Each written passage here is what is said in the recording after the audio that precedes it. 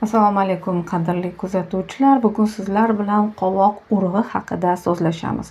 Qovoq oshxonadagina emas, balki shifobaxsh xususiyatlari bilan tibbiyotda ham keng ishlatiladigan sabzavot. Bu sabzavot kam kaloriyali sabzavotlardan biri bo'lib, ortiqcha vazndan qutulishni istagan, og'ir kasallikni boshdan kechirgan odamlar va bolalar taomnomasida bo'lishi kerak. Undan turli xil bo'tqalar, sho'rva, toblama, salatlar tayyorlash mumkin. Qovoqni konservalab, murabbo tayyorlashadi, pirog va tortlar pishirishadi. Bu qovoq etiga tegishli e'tiroflar, ammo qovoq urug'larining ham foydasi kam emas. Qovoq urug'larining shifobaxsh xususiyatlari qadimda ham ko'p kasalliklarni davolashda ishlatilgan. Hozirgi kunda ham ulardan nafaqat xalq tabobatida, balki zamonaviy tibbiyotda ham samarali foydalanilmoqda. Qovoq urug'larida organik tuzlar, mineral kislotalar, vitaminlar, kalsiy, rux, magniy, fosfor, temir, marganец, mis, folik kislota, arginin, linol va glutamin kislota ko'p miqdorda mavjud. Hatto bir dona qovoq urug'ining ham shifobaxsh xususiyatlari shunchalik ko'pki, 2 hatto 3 vitaminli dorilar bilan raqobatlasha olishi mumkin.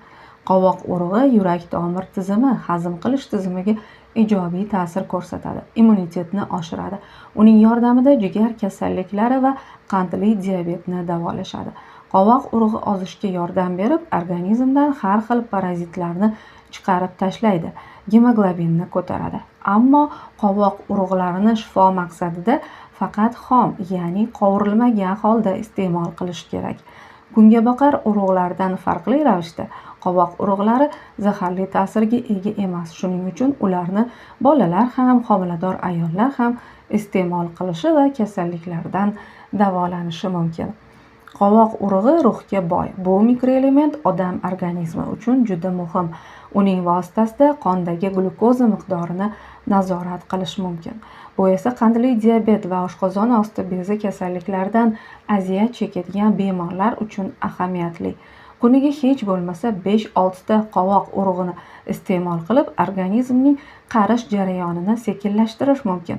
Chunki ruh hujayralarining tiklanishini tezlashtiradi. Ruhning yetishmasligi bolalar va o'smirlarda jinsiy a'zolarning yaxshi rivojlanmay qolishiga sabab bo'lishi mumkin. Erkaklarga ham ruh moddasi zarur.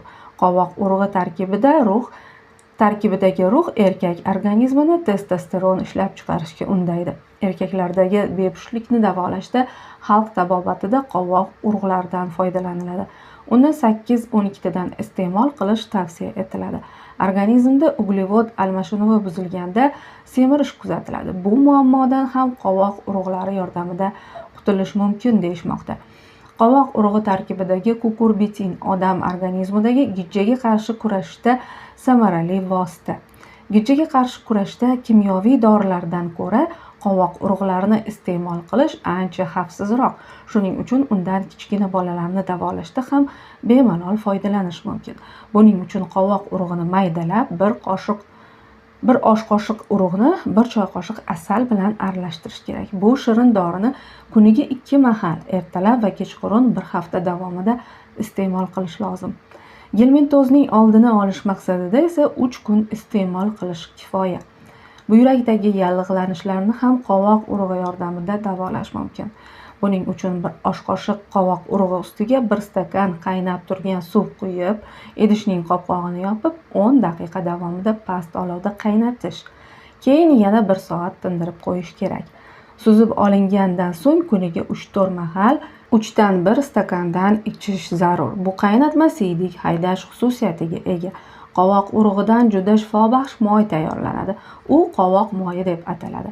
Undan ko'p asrlar muqaddam turli kasalliklarni davolashda foydalanishgan. Hozir ham dorixonalarda suyuq holdagi yoki kapsula shaklidagi qovoq moyi sotiladi. Uning shifobaxsh xususiyatlari teri qarishi va soch to'kilishiga qarshilik qiladi. Profilaktika maqsadida iste'mol qilganda esa mavsumiy shamollash, bosh miya tomirlari aterosklerozidan xalos bo'lish mumkin. Qovoq moyi gastrit, kolit, oshqozon yarasida tavsiya etiladi. Uni ayollardagi shamollashlar, jumladan endoservitsit, kalpit, bachadon bo'yni eroziyasini davolashda ham qo'llashadi. Qovoq urug'i yordamida ayollardagi klimaksdan avvalgi holatni yengillatish mumkin. Taomlarga qovoq urug'larini qo'shib iste'mol qilgan odam yoshlik davrini uzaytiribgina qolmay, onkologik kasalliklarning oldini oladi. Organizmni turli infeksiyalardan himoyalab, allergiyadan xalos etadi. Kosmetologiyada ham qovoq urug'larining alohida o'rni bor. Uning yordamida teri va bo'yin terisini taranglashtirish, ajinlardan qutulish mumkin. Qovoq urug'i teri kasalliklarida ham yordam beradi. Tarkibida qovoq urug'i bo'lgan niqob, krem va moylar quruq, sho'ralashga va allergiyaga moyil teriga ham to'g'ri keladi. Ammo qovoq urug'ini glikoz xoletsistitda iste'mol qilish tavsiya etilmaydi, chunki u safroni ko'p ajratish xususiyatiga ega bo'lib, mexanik sariq kasal xurujiga sabab bo'lishi, ichni ketkazishi mumkin. Shu bois har qanday mahsulotni iste'mol qilganda, ayniqsa davo maqsadida iste'mol qilganda, albatta mutaxassis bilan maslahatlashib olish zarur.